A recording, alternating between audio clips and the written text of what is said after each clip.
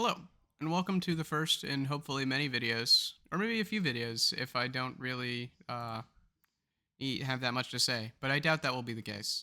Welcome to the first of many videos in a series that I'm not sure what the name is going to be. I like Jett Set Retro, so I think we're going to call it that.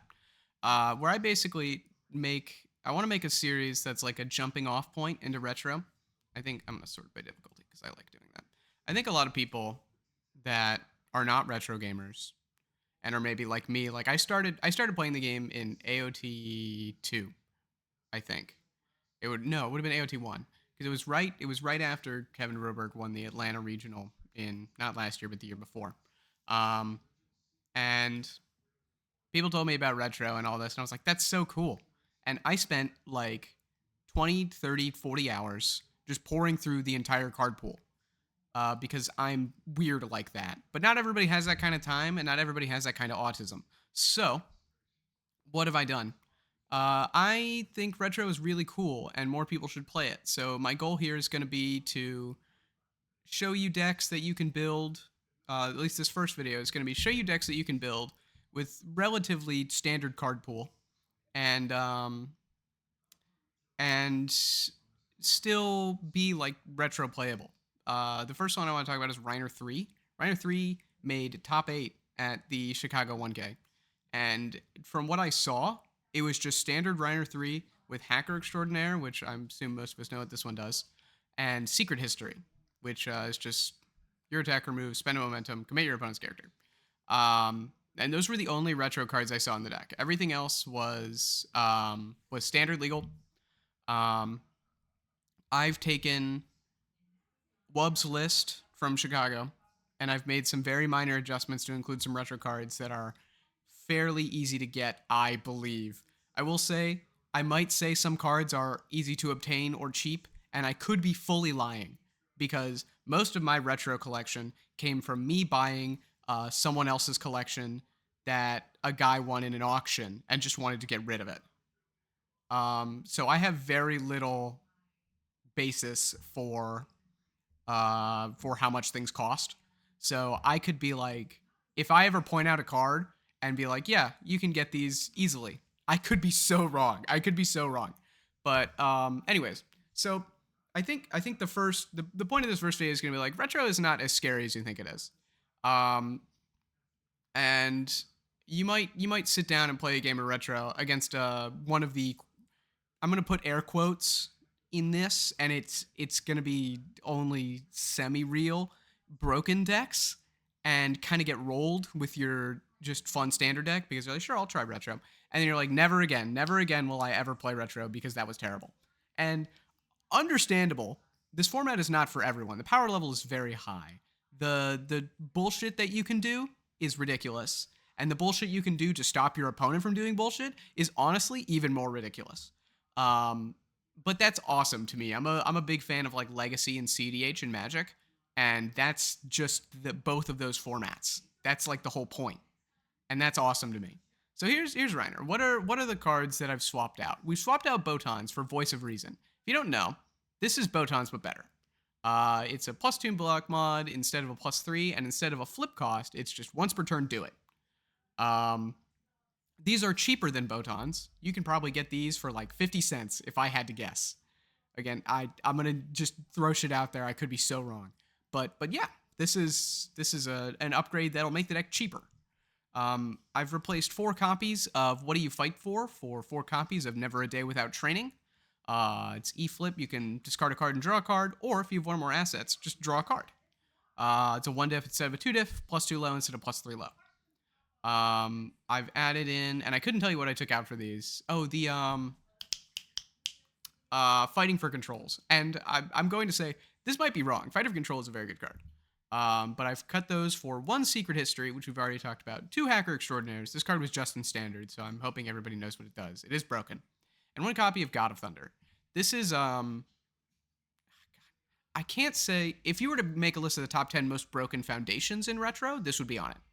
It is tenacious. You can destroy a foundation to untap to refresh something, essentially ready something that's not been readied yet, and you can also just commit it for 2 damage. It's crazy. It's broken. Aside from that, I've added in 2 copies of Fierce Wings. It's another card that just rotated. It picks up Monster vs. Machine, Thunderspear Barrage, picks up Crystal Formation, or any of your insta-build assets. Is one of the good ones. I've cut a fighter jets in favor of 1 copy of Egyptian Pyramid. I don't know if this is good, but it's funny. It says, while this card in your stage checks to play non-attacks, get -1s. You can basically cancel out the frontside Reiner form in order to make your opponent's build worse. I have a dream of where you go first and you build this, and your opponent gets really sad because their build becomes terrible. But I don't know if it's good or not. But it seems fine, and I'm guessing this card is easy to get. I don't know. And then the last thing, I've swapped the Walk the Dogs for 1.3 million volts indiscriminate shocks. Is this correct? No. You should be playing Walk the Dogs. You could just play Wub's exact attack package or any of the Reiners that topped and do just fine. And you can definitely, there are some broken order attacks that you can put in your deck. But I've not included those because they cost money and this guy doesn't. So if you wanted to build like a budget retro Reiner 3 list, you could, assuming if the Egyptian Pyramid is worth money, you can cut that just for fun. But I put it in there because I think it seems funny. Sideboard pieces that are not in standard. Stop. I don't know if this card is cheap or not, but I think it might be. I think most of the Red Horizon 3 stuff is cheap. You only really need to worry about the top response. After you block this card, commit your opponent's character. If your opponent's doing a bunch of aggro bullshit, you block with this and say, stop. Don't do that anymore. Runaway. This card just rotated. And Agelson Wise. This card might actually be unobtainium, even though it's a common, because it's like crazy broken.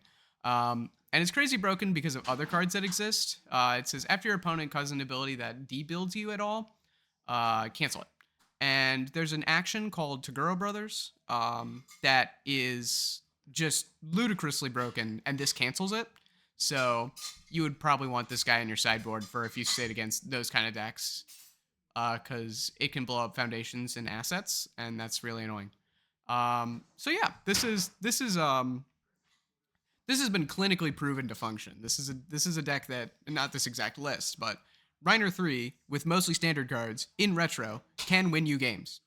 And that's cool. And I think that people kind of get, when people are, even if you sit down and you're like, I want to get into retro, it can be hard because you're like, well, I want to build a deck, and then there's like 4,000 characters, and there's 20,000 attacks and all this stuff, and there's stuff you'd want to play around that you don't even know about. And that's going to be what the goal of this video series is. And the reason I'm starting here is because you don't really have to do that. You don't have to put in all that work right away. You can totally you totally can. That's what I did, and I love that because that's my jam. But you don't have to. You can show up with a mostly standard deck that's not that expensive, I don't think, and do just fine. The other deck I wanted to talk about, and I guess I'll put both of these, the UVS Ultra links in the description, is Retro Porco. This is a deck that is, this is George's list from, he played it, George Rangel, world champion, played it in the Atlanta Retro event, and I think did well. I know he likes the deck.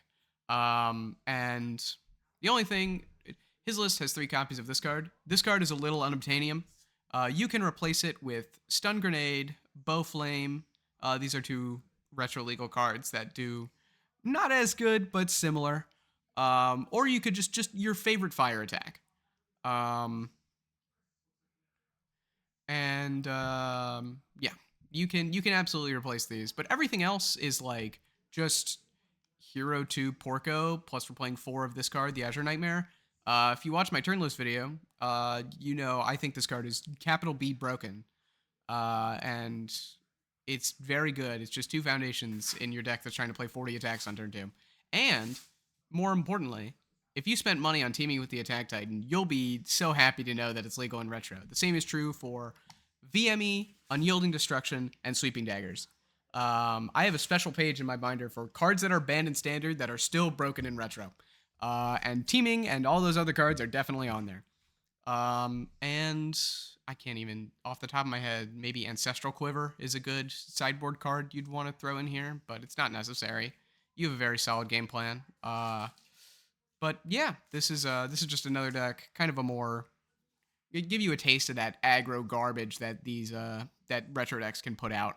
Um, but yeah, that's about what I got for this one. This is kind of going to be short and sweet. The goal here is to say you don't need a bunch of expensive retro cards to build a good retro deck. You can absolutely take a bunch of good standard cards and like two retro cards that are not that expensive and build a good retro deck. Um, it's it can be very daunting, and if you're like, I want to get really good at retro, yeah, you're probably going to want to learn what all the cards do. Um, and that'll probably be, I want to, we'll get there. We'll get there. But this is a good jumping off point, I think, where you can say, here's here's what I here's what I got. I didn't spend basically any money. I put in a $5 order with Rochester before I got here, sleeved it up, and I'm playing retro. And you can sit down and start playing against decks. Also, not everybody in the retro events are committing war crimes. That I was, because I like money.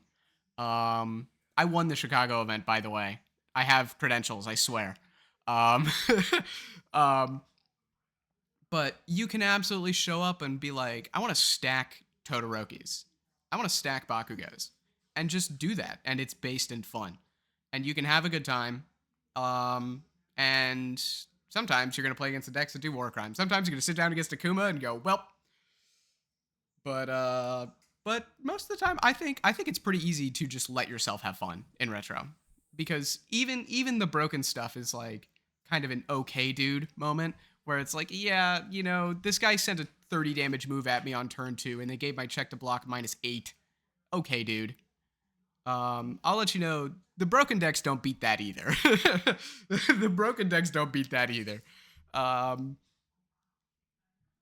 So you might think you're going into it with a big disadvantage. I promise you you're not. You can absolutely have a great time playing retro, and I think more people should. If you have any questions about retro, literally anything retro, DM me on Discord at Jet Jaguar. Comment on my YouTube videos. I love retro, and I would love to yap about it all the time. That's I love that shit. Um, and yeah, if the next video will take a lot longer to put together, um, but I hope that this will convince one person to try out retro in Vegas or in Dallas or whatever your next regional is, because truly, it's not that scary.